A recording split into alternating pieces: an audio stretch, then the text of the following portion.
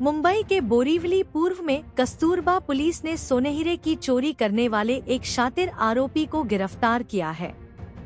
आरोपी का नाम करण सिंह नाथुराम खारवार है, जो राजस्थान के राजसमंद का रहने वाला है। पुलिस ने बताया कि आरोपी ने 6 सितंबर की रात को नवी मुंबई के कामोठे स्थित पारसनाथ ज्वेलर्स की दुकान से चोरी की थी। आरोपी फरार होने की फिराक में था, लेकिन बोरीवली स्टेशन परिसर में गश्त के दौरान पकड़ा गया।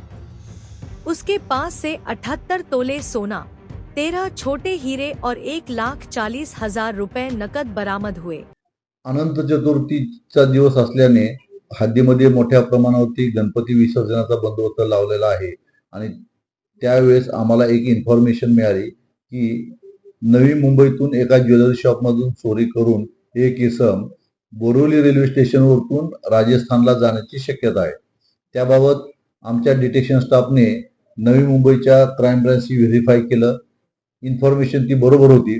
आमच्या डिटेक्शन स्टाफने ती वर्कआउट केली आणि त्यांना संशयावरून त्यांनी एका इसमाला रेल्वे स्टेशन जवळ ताब्यात घेतलं आणि त्याच्याकडे अधिक चौकशी केली। त्या चौकशीमध्ये त्याने नवी मुंबईला ज्वेलर शॉपमध्ये चोरी केली असल्याचे सांगितले। म्हणून अधिक चौकशी कामी आमच्या डिटेक्शनचे PSI वायकोस, PSI शिंदे आणि स्टाफ यांनी त्याला पोलीस स्टेशनला आणलं आणि त्याकडे सखोल चौकशी केली असता त्यांनी गुन्ह्याची कबुली दिली आणि त्याच्याकडे असलेल्या एका सॅकमधून त्यांनी ज्वेलरी, काही डायमंड सारखी दिसणारी खडे आणि कॅश अशी काढून पोलीस समोर हजर केली। व्हेरीफाय केलं असता ती जवळजवळ अंदाजे 78 तोळे सोनं होतं, काही डायमंड सारखी दिसणारे खडे होते आणि सुमारे 1,39,000 रुपयाची कॅश होती। असं टोटल 72 ते 74 लाख रुपयाची संपूर्ण ती रक्कम किंमत होती त्या सगळ्याची। तर ती सगळी पोलिसनी रिकव्हरी केली आणि नवी मुंबईच्या क्राईम ब्रांचशी माहिती शेअर करून ते आरोपी आणि ती ज्वेलरी त्यांना हँडओव्हर करण्यात येत आहे। सर, आरोपीचा बॅकग्राऊंड काय?